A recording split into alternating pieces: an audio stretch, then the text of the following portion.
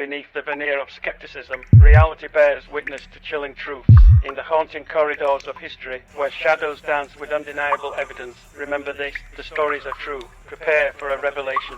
Where the supernatural is stripped of fiction, and the unknown is laid bare, are you ready to confront the undeniable? The stories are true, and the echoes of reality await.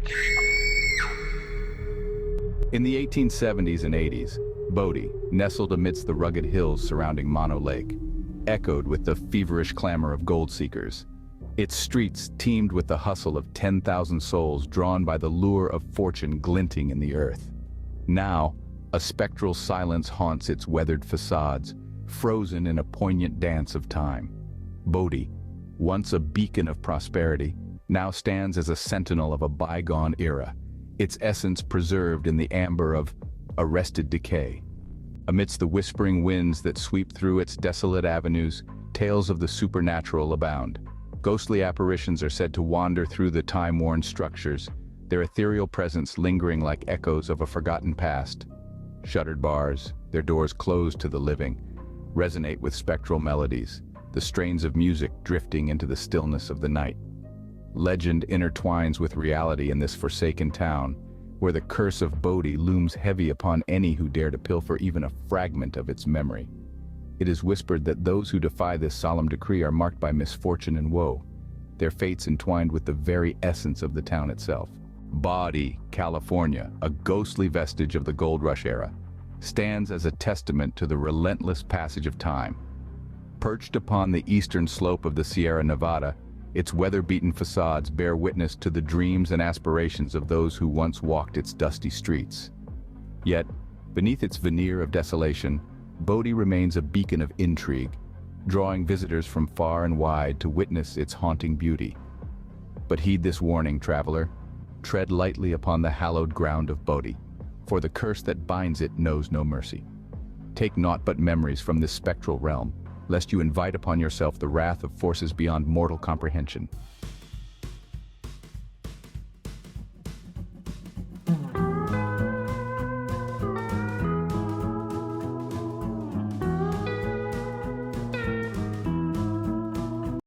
Hold tight for the next one.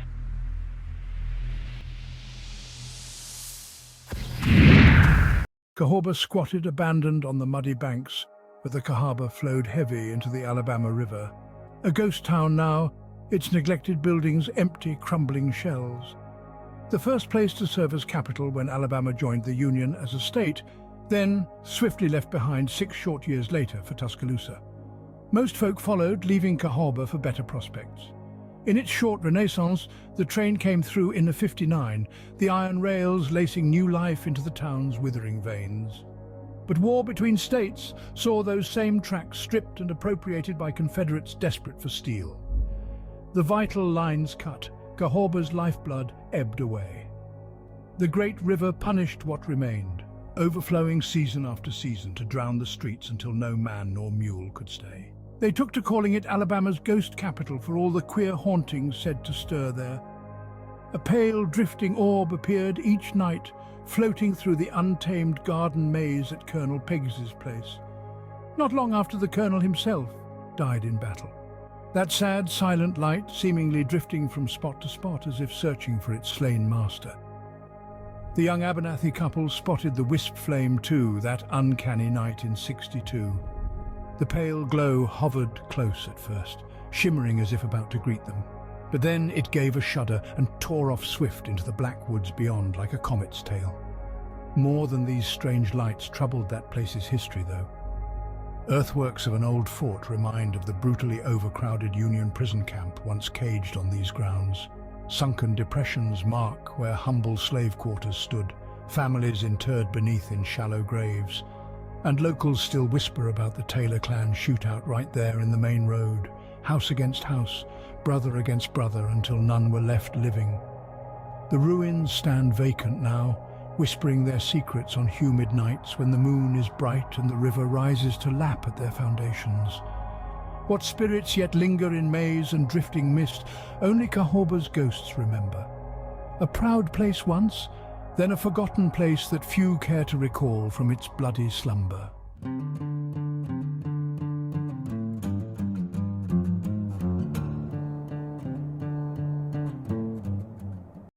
Hold tight for the next one.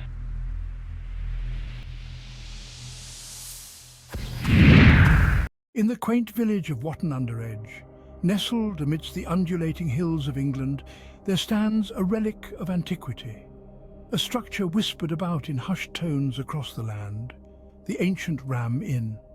Revered for its historical significance and dreaded for its spectral inhabitants, this venerable edifice, dating back to the 11th century, wears the cloak of both reverence and fear. Once a bustling pub, echoing with merry laughter and clinking tankards, the Ram now stands as a solemn testament to the passage of time, its walls steeped in the lore of centuries past. Yet despite the cessation of revelry within its halls, the Ram's reputation has not waned. Rather, it has blossomed into legend, earning the dubious honour of being acclaimed the most haunted house in Britain. Whispers among the villagers speak of its eerie origins, tales spun from the fabric of folklore and superstition. Some claim the Ram was erected upon an ancient pagan altar, where the earth itself once drank deep of sacrificial blood. Others shudder at the memory of a woman accused of witchcraft in the tumultuous 16th century, whose anguished spirit is said to still wander the dim corridors, seeking solace in a world beyond the pyre's flames. Indeed, the Ram's reputation for otherworldly encounters is not unfounded. Those who dare to venture within its time-worn confines speak of encounters with entities unseen, of spectral hands that caress the flesh and ethereal footsteps that echo through the darkness. The renamed Witch's Room and Bishop's Room, shrouded in an aura of foreboding, bear witness to inexplicable phenomena, a succubus said to lure the unwary into her grasp, and manifestations of violence that defy rational explanation. Yet, it is not merely the whispers of folklore that lend credence to the Ram's haunted reputation. Modern-day investigators, armed with scientific rigor and unyielding curiosity, have sought to penetrate the veil of mystery that enshrouds this ancient abode. Their endeavours, however, have been met with frustration and bewilderment, as instruments of measurement falter and electronic devices succumb to unexplained malfunctions. Undeterred by these challenges, a brave cadre of PSI investigators embarked upon a nocturnal vigil within the Ram's shadowed halls, their senses attuned to the slightest whisper of the supernatural. What they encountered defied conventional explanation: touches from unseen hands, the phantom tread of spectral feet, and the faint scratching of ethereal claws against ancient stone. Amidst the swirling mists of uncertainty, one anomaly stood out: a vortex, a swirling maelstrom of energy captured on both film and eyewitness accounts. Its crimson hue defied rationalization, a testament to the enigma that is the ancient Ram Inn. And so the mysteries of this venerable structure endure, a testament to the enduring allure of the unknown and the timeless dance between light and shadow.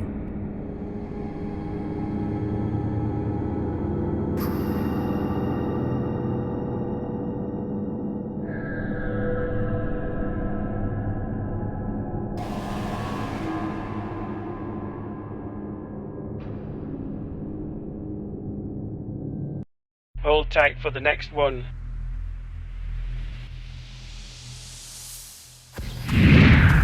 In the quaint countryside of England there stands Athelhampton, a venerable abode steeped in the annals of time, its very stones echoing with the whispers of centuries past. Erected in the bygone year of 1485 under the auspices of Sir William Martin, this noble edifice bore witness to the ebbs and flows of history, cradling within its ancient walls the tales of generations. Through the mists of antiquity, the Martin family reigned supreme within these hallowed halls for 4 successive epochs, until the dawn of 1891, when the mantle of ownership passed to the hands of Alfred Carte de La Fontaine. With reverence for the mansion's storied heritage, he embarked upon a mission to resurrect its former glory, meticulously restoring its time-worn splendor. It was he who commissioned the creation of the formal gardens, a verdant testament to his vision, which persists unto this very day. In the fateful year of 1957, the baton of stewardship exchanged hands once more, as Robert Victor Cook assumed the mantle of custodian. And thus, the legacy of Athelhampton endured, as Robert in due course bequeathed the estate to his progeny, the esteemed Sir Robert Cook MP, in the year of 1966. For decades hence, the Cook family presided over the manor until the turning tide of 2019 saw the venerable estate pass into the possession of economist Giles Keating, who claimed the prize at auction for a princely sum of £7 million. And thus the gates of Athelhampton swung open to welcome the public, inviting all who dared to tread its hallowed precincts into the embrace of its storied past. Yet behind the facades of grandeur and opulence, there lurked shadows that whispered of mysteries untold. For Athelhampton was rumoured to be haunted, its time-worn corridors haunted by spectres of ages long gone. Amongst the ghostly denizens of the manor, none were more infamous than the pair of duelists who waged their spectral battle within the confines of the great chamber. Witnessed by a solitary woman seeking solace within the pages of a tome, their clash unfolded amidst the silence of the chamber, as she in vain sought aid from unseen servants. Yet when the intruders vanished as swiftly as they appeared, leaving naught but the echo of steel upon steel, the woman's cries fell upon bewildered ears. For the owner could not account for the presence of these mysterious combatants amongst his guests. Nor were these phantoms the sole inhabitants of Athelhampton's haunted domain. Within the shadowed recesses of the wine cellar, the ghostly presence of Cooper made itself known, its ethereal taps resonating through the stillness of the night. And amidst the dim corridors, the Grey Lady, a spectral figure shrouded in mystery, wandered, her ghostly visage haunting the dreams of those who dared to dwell within the manor's ancient embrace. Yet perhaps the most chilling of all was the tale of the pet ape, entombed within a secret passage behind the great chamber. Though its spirit remained unseen, its presence was felt in the eerie scratching that echoed from the walls, a ghostly reminder of a tragic fate sealed within the confines of Athelhampton's labyrinthine depths. Thus, the legends of Athelhampton endure, each whispered tale a thread woven into the rich tapestry of its storied past, beckoning the curious and the intrepid to brave its haunted halls and uncover the secrets that lie within.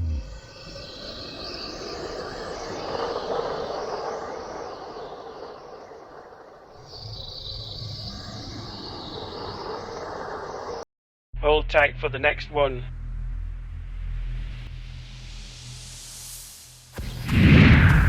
Upon the wind-swept moors of Lancashire, there looms Pendle Hill, a place veiled in enigma and whispers of the supernatural, where the shadows of the past intertwine with the present, beckoning the curious and the bold to tread its haunted paths.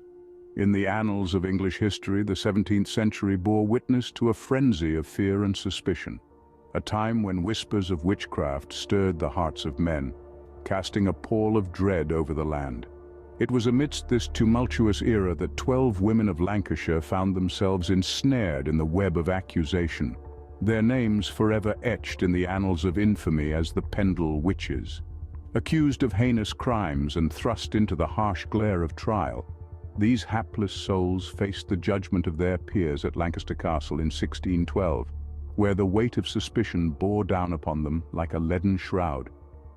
Even now, centuries hence, the spectres of the accused witches are said to linger upon the hill's rugged slopes, their restless souls casting shadows upon the villages that nestle in its shadow. Tales abound of supernatural encounters and eerie manifestations, whispered by those who dare to tread the haunted paths of Pendle Hill. Television crews, drawn by the allure of the unknown, have ventured forth to capture the elusive spirits on film, only to find themselves ensnared in the spectral embrace of the otherworldly. Amongst the bravest of souls, there are those who dare to embark upon ghost walks and overnight hunts upon the hill's barren expanse, seeking communion with the spirits that dwell within its ancient confines. Yet, the darkness that cloaks Pendle Hill holds secrets far more chilling than the tales of witches past. For there are whispers of other apparitions that roam its desolate moors. Children's laughter echoes amidst the silent mist, while the ghosts of those who met tragic ends wander the lonely paths, their lamentations carried upon the mournful sigh of the wind. To venture upon Pendle Hill is to court the unknown, to walk the fine line between reality and the realm of the supernatural. For in this place where history and legend converge, the veil between the living and the dead grows thin, and the spirits of the past reach out to touch the hearts and minds of those who dare to tread its haunted paths. Hold tight for the next one.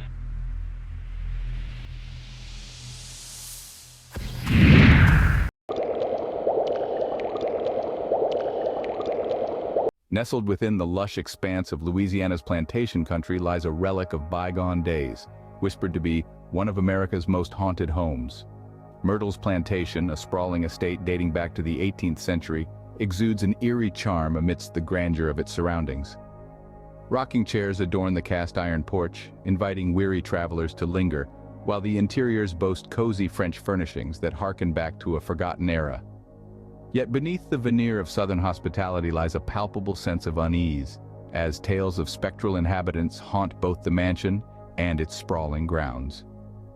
Chief among these spectral residents is Chloe, a figure steeped in the plantation's dark past.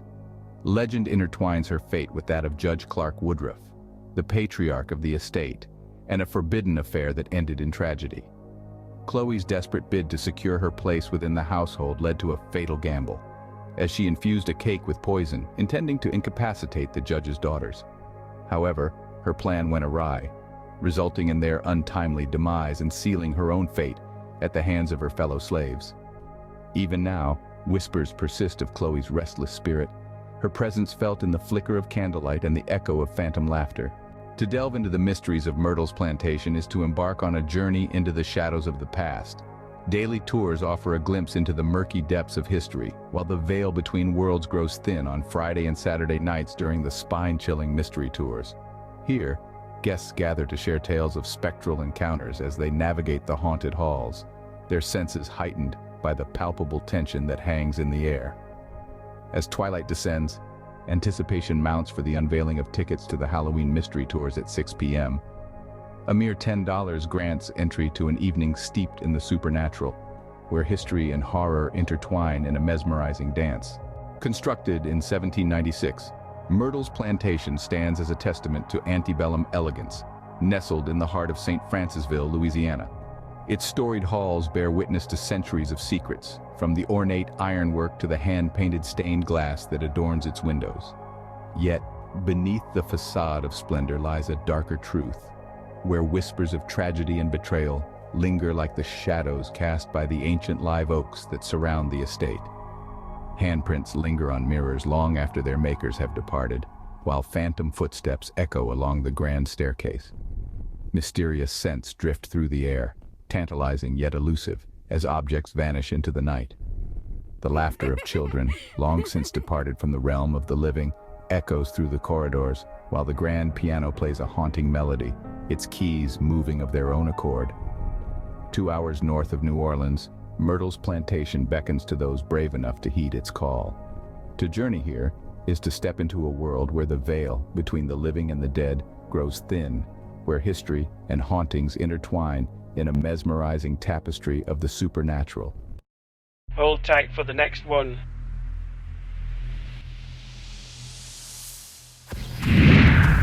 In the verdant embrace of the Loire River Valley, just a stone's throw from the bustling town of Angers, stands the venerable edifice known as the Château de Brissac.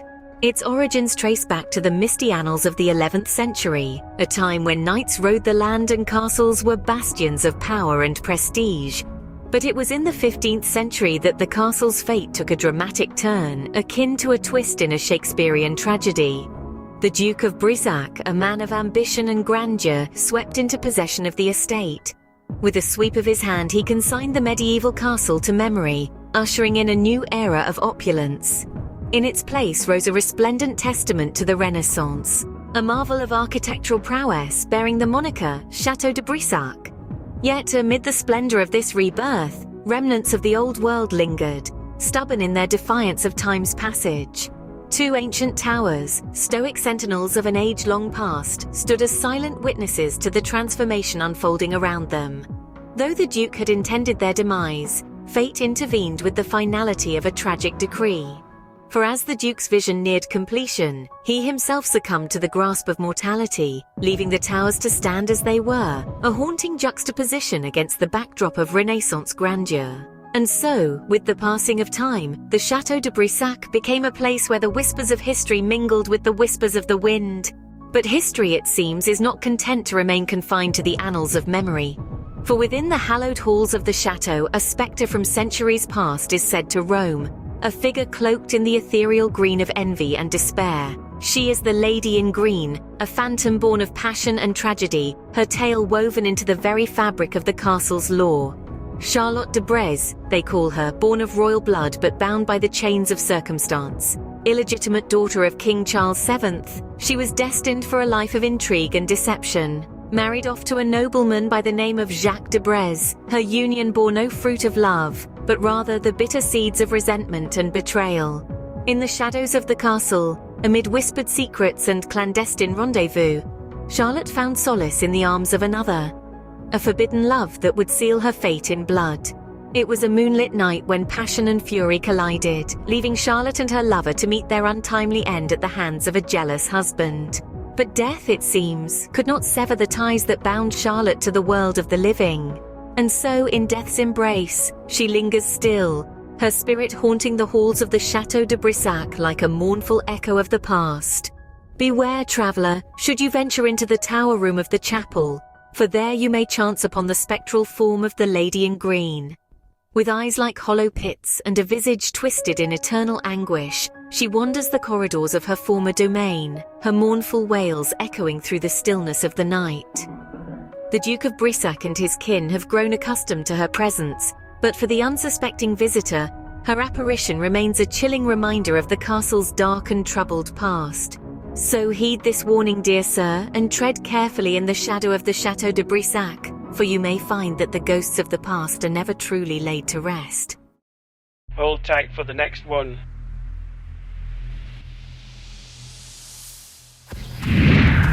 In the year of our Lord 1884, amidst the rolling hills of New South Wales, Australia, arose the foreboding edifice known as the Monte Cristo homestead.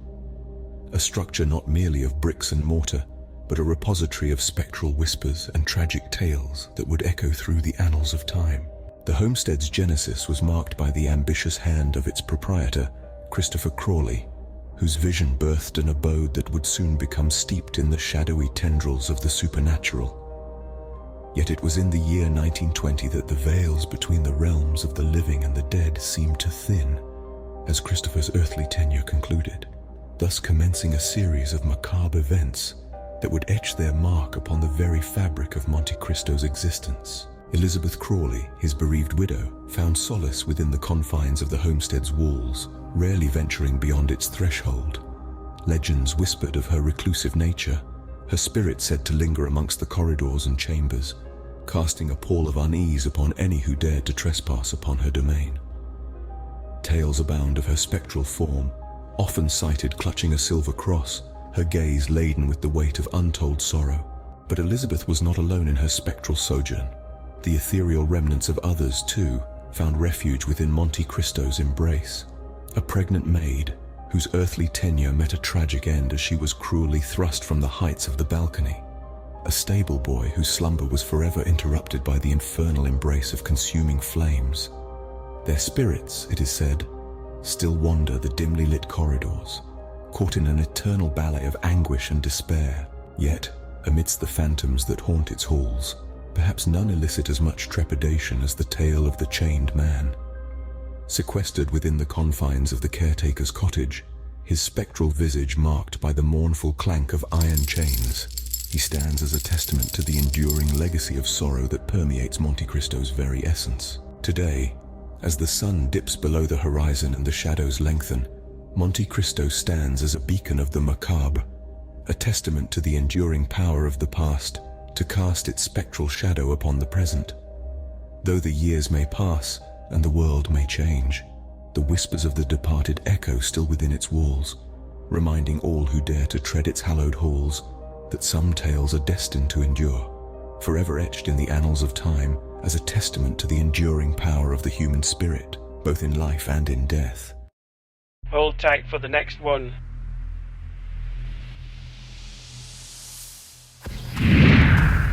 Haunted houses and big-budget attractions loom larger with each passing year, ensnaring the eager thrill-seekers as October unfurls its sinister banner across the land.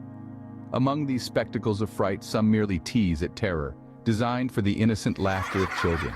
Yet lurking in the shadows, there exists a realm where fear transcends amusement, where the boundaries of terror and sanity blur into a twisted dance. Enter McKamey Manor, a name whispered with equal parts dread and fascination. This infamous haunt has carved its name into the annals of fear, its notoriety immortalized in a recent Hulu documentary, an uneasy peek into the abyss. Promising an odyssey through the depths of dread, McKamey Manor bills itself as an extreme haunted experience, a phrase that belies the horrors within. Petitions have risen like anguished cries, denouncing it as a chamber of torment veiled in deception. Reports swirl of meticulous screenings designed to ensnare the most vulnerable souls, the petitioners proclaiming it a sinister ruse. In the eyes of its proprietor, Russ McKamey, this is no mere haunted house, but a crucible of survival horror, a personalized descent into the abyss of individual fears. Operating multiple locations across Summertown, Tennessee, and Huntsville, Alabama, McKamey demands a steep toll for entry, a 40-page waiver, a physical exam, and a bag of dog food, a trifling price for a journey into madness. But beneath the facade of choice lies a tapestry of strictures: no profanity, no alcohol, no running or eating. The rules of engagement in this macabre ballet. A safe word whispered in desperation promises escape, yet murmurs of its efficacy are drowned by tales of prolonged anguish. McKamey's targets are whispered to be the pliant, the easily swayed, their screams the currency of his trade. Reports of coercion echo through digital corridors, painting a portrait of suffering and exploitation. For McKamey, payment isn't measured in coin, but in the tears and pleas of his customers, captured on film for his perverse collection. Yet, amidst the darkness, voices rise in protest. Tales of agony spill from the lips of those who dared to venture within, warning others against the abyss. Reddit teems with testimonies of horror, each a cautionary tale of a descent into the depths of depravity. The haunted attraction's odyssey is not without its critics, its journey marked by skirmishes with law enforcement and a wary populace. Staged abductions and screams echoing in the night have cast a pall over its newfound Tennessee home, drawing the ire of authorities who seek to dismantle this house of horrors. For McKamey Manor, the line between spectacle and sadism blurs with each tortured cry, each whispered plea for release. As the darkness swallows the last vestiges of daylight, its doors creak open, beckoning the brave and the foolish alike to tread where angels fear to roam. Hold tight for the next one.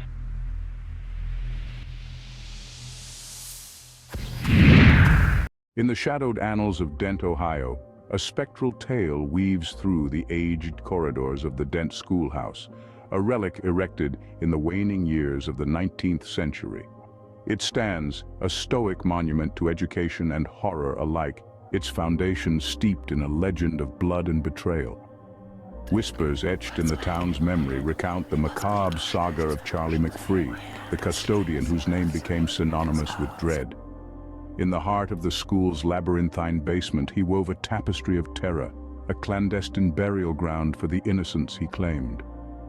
For 2 decades, the schoolyard echoed with the pained cries of vanished children, their fates sealed by the hand of the very caretaker entrusted with their safety. It was in the year 1955 when Dent's collective slumber shattered, roused by the fetid stench seeping from beneath the school's floorboards. A foul miasma, born of decay and deceit, wafted into the town's nostrils, a harbinger of the horrors lurking beneath. With pitchforks and torches in hand, the townsfolk descended into the depths of the schoolhouse, confronting the grim tableau that awaited them.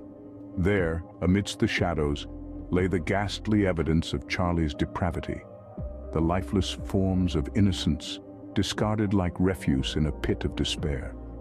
But justice eluded their grasp, for Charlie, the architect of their torment, slipped through their fingers like smoke in the night, leaving behind only whispers and lamentations. Yet, even in his absence, Charlie's malevolent presence lingers, a specter haunting the hallowed halls of the Dent Schoolhouse. The souls of the departed children, denied their rest and retribution, roam in restless anguish, their ethereal whispers mingling with the creaking of floorboards and the howling of the wind. Today, the Dent-haunted schoolhouse stands as a testament to this dark chapter in its history, drawing thrill-seekers and believers alike from far and wide. Its legend, a chilling reminder of the fragility of innocence and the depths of human depravity, continues to cast a shadow over the sleepy town of Dent, Ohio. Thanks for joining us on this eerie adventure. If you enjoyed the chills, don't forget to subscribe. More mysteries await. Until next time, thanks for watching and stay curious.